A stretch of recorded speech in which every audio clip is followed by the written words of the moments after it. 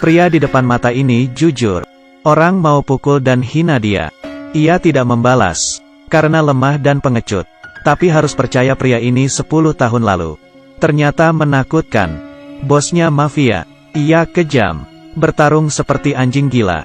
Tak terkalahkan. 10 tahun lalu. Xiao Bai karena tidak terpelajar. Sejak SMA berhenti sekolah. Bergabung dengan mafia. Karena dari kecil sudah berlatih bela diri. Tenaganya untuk tinju sangat kuat. Dan kejam. Membawa kedua saudara Xiongda, Xionger. Seharian membunuh. Saat mafia datang. Satu adegan. Menunjukkan momentum. Muncul di belakangnya. Zuo Qinglong punya harimau putih. Sapi tua ada di pinggang dan kepala di dada. Suasana tegang. Bisa dikatakan orang membunuh orang. Tapi sering berjalan di tepi sungai. Gimana sepatu tidak basah? Xiao Bai sambil minum sambil berkelahi. Dengan tangannya membunuh orang. Dihukum 10 tahun penjara. Selama kalimat, membunuh orang. Ibunya datang. Ia mengunjungi Xiao Bai. Bukan untuk menyalahkannya, tapi malah kasih ia buku tulis. Di atas tulis, beberapa janji. Tidak minum bir, tidak berantem, tidak menangis. Ibu yang baik juga berkata, jika Xiao Bai tidak dibenci, setelah keluar, ia akan dianggap anak. Perkataan ibu sangat diingat oleh Xiao Bai. Ia merasa terharu. Sebuah cinta yang tidak pernah ia rasakan.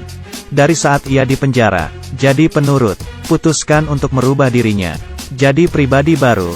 Saat Xiao Bai di penjara, mendadak muncul pria bernama Kepala Besar. Ia diduduki sebagai raja di sebuah geng. Menjadi bos mafia. Xiongda Xionger juga bergabung. Jadi bawahan Kepala Besar. 10 tahun kemudian, ia keluar dari penjara. Xiao Bai yang sekarang merubah potongan rambutnya menjadi seorang yang menghargai hidup. Semua impiannya ditulis di buku tulis yang diberikan sama ibu. Pemuda baik yang taat aturan. Tidak banyak bicara. Ia benar-benar istimewa. Hal pertama kali yang dilakukan, pergi ke perendaman air panas. Seorang paman lihat Xiao Bai terlihat bodoh, tidak tahu cara menggunakan. Datang menggertaknya. Sebelum ia marah, melihat penampilan Xiao Bai, satu badan penuh tato. Kaget terdiam. Orang-orang di pemandian juga kaget. Semua orang jadi hormat. Setelah keluar, ia mencari Xiongda dan Xionger. Sekarang, keduanya membantu bos mafia. Campur air dan udara. Cukup layak dengan jas dan dasi. Masing-masing buka klub hiburan. Sekelompok adik laki-laki ikut. Meskipun Xiao Bai sudah memudar, sudah lemah di tahun itu. Tapi saat Xiongda, Xionger lihat, Xiao Bai takut hampir ngompol. Tapi Xiao Bai cari. Keduanya tanpa ada niatan, hanya menyapa dan pergi. Xiongda, Xionger merasa, Xiao Bai adalah bom waktu. Suatu hari nanti akan meledak. Akan kembali lagi. Statusnya sendiri. Terancam dan tidak aman. Kirim seseorang untuk memantau Xiao Bai. Xiao Bai tiba di rumah ibu. Ibu senang melihatnya. Sangat senang. Dan memberikan pelukan hangat. Dan memberikan ia makan enak.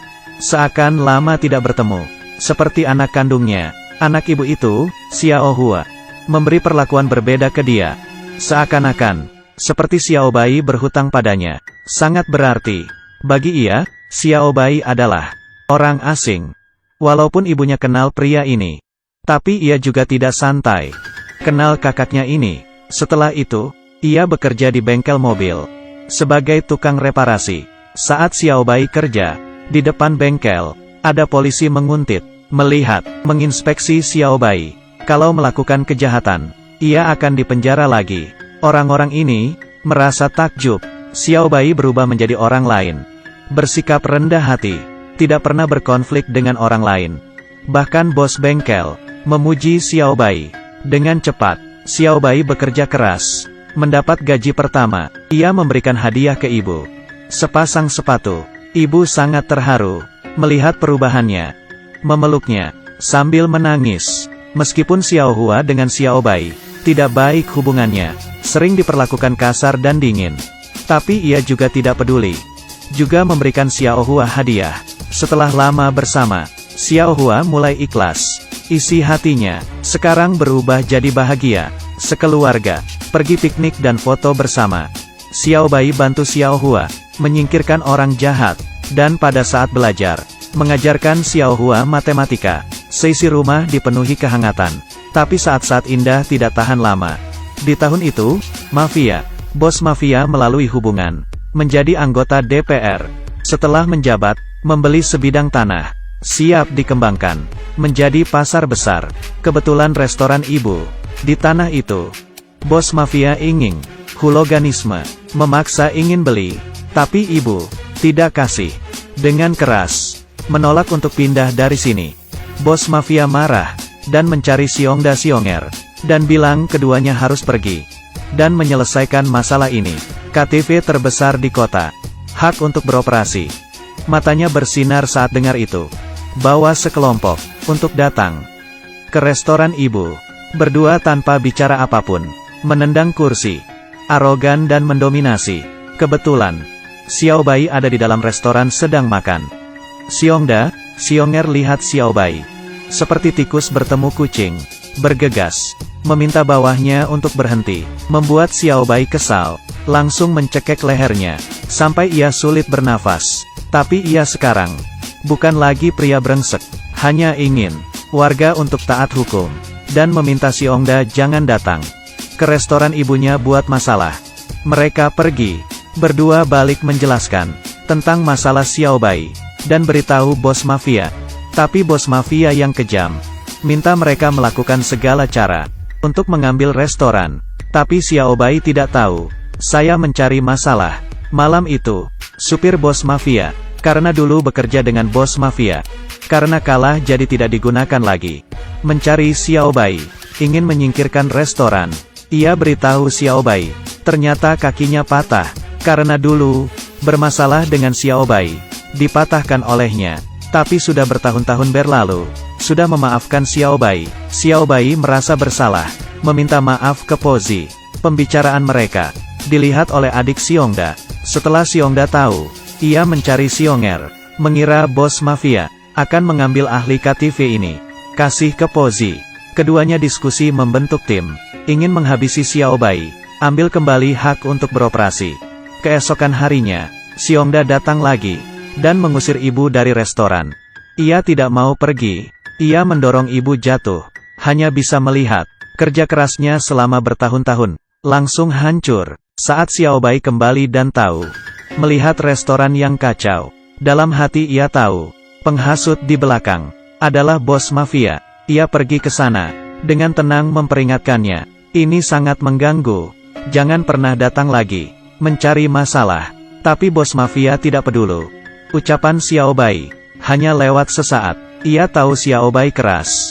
Jadi buat rencana, diam-diam menghubungi polisi, ingin menyingkirkan Xiao Bai. Esok harinya, ia panggil penggerecok, datang ke tempat kerja Xiao Bai.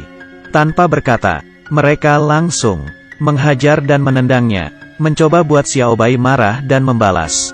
Sebagai kejahatan, agar Xiao Bai masuk penjara, tapi tanpa diketahui, ia berpegang teguh, menjadi orang baik, dihajar sampai berdarah, seluruh tubuh penuh luka, bertahan dan tidak melawan. Tapi bos mafia, tidak berhenti di situ, menyuruh mereka ke restoran, sengaja cerita kejadian 10 tahun lalu, yang membunuh anak ibu. Kebetulan Xiao Hua di sebelah, mendengar itu, berita itu seperti sambaran petir. Karena Xiao Hua, tidak tahu tentang kematian kakak kandungnya. Sekarang pembunuh berada di depan mata, masih jadi keluarga. Tidak diragukan dalam hati, ingin memukul. Untungnya kesan Xiao Hua, ke kakak kandungnya, hanya bisa melawan keluarga. Aku sudah bersamanya sejak kecil. Sangat benci. Terakhir masih ada pilihan, memaafkan Xiao Bai, dan memanggil Xiao Bai, kakak. Ibu tahu betul, kalau bos mafia tidak akan melepaskan mereka sekeluarga. Esok harinya, ia bawa buku tulis untuk bos mafia, menemuinya. Berhenti di sini. Tapi yang dilakukan ibu, tidak buat bos mafia lepas. Sebaliknya malah buat kesal, ingin membunuh. Tidak lama, saat Xiao Hua pulang sekolah, kepalanya dipukul oleh orang. Masuk ke rumah sakit, ia marah dan tahu perbuatan ini. Datang lagi cari bos mafia, agar keluarganya tidak disakiti lagi. Ia akan pergi bersama keluarganya. Wajah bos mafia, membiarkan tangan Xiao Bai dipotong. Tekad tegas, Xiao Bai hanya bisa setuju. Untungnya Pozi tidak membunuhnya. Xiao Bai bisa menjaga tangannya. Ia pikir bahwa keluarganya pergi, masalahnya bisa selesai. Ternyata bos mafia masih menyuruh Xionger membunuh ibu. Seakan ia bunuh diri. Bawa pergi buku tulis bos mafia. Saat Xiao Bai di rumah, di depan matanya lihat gambaran ini, membuat ia sakit hati dan meminta maaf. Tidak kuat dan mulai menangis. Memikiran semua kejadian, keluarga yang hangat hancur, orang yang mencintainya pergi. Xiao Hua terluka dan cacat. Saat Xiao Bai melihat anting di lantai, ia tahu jelas kematian ibu. Ia tidak bisa tahan lagi. Dalam hatinya marah. Apapun itu, setelah beberapa botol bir, ia bertekad untuk balas dendam. Ia adalah pembunuh. Datang ke tempat bos mafia. Di saat itu geng mafia mengadakan perjamuan. Ia lihat kelompok ini seperti anjing, dan langsung membakar seluruh ruangan. Xiao Bai saat ini menjadi iblis neraka. Mereka satu-satu dihajar abis. Semua bajingan ini ditakdirkan mati. Kedua tangannya terus menghajar. Xiao Bai juga terluka parah, tapi tidak jatuh. Ia kuat untuk membunuh bos mafia. Setelah membunuh Xiongda dan Xionger, ia penuh amarah menatap bos mafia. Langkah demi langkah berhadapan dengannya. Tidak ada jalan keluar. Akhirnya putus asa dan dihajar mati sama Xiao Bai. Akhirnya bisa melepaskan amarah di hatinya. Balas dendam demi keluarga. Ia duduk dikelilingi api. Terakhir, Xiao Hua dapat keinginan menjadi dosen di kampus. Kapanpun kenangan bahagia, ibu dan Xiao Bai menjadikannya sebagai kenangan terindah. Xiao Yu ingin bilang, jika pengakuan bisa membuat seorang iblis menjadi baik, berarti seseorang yang baik juga bisa menjadi iblis.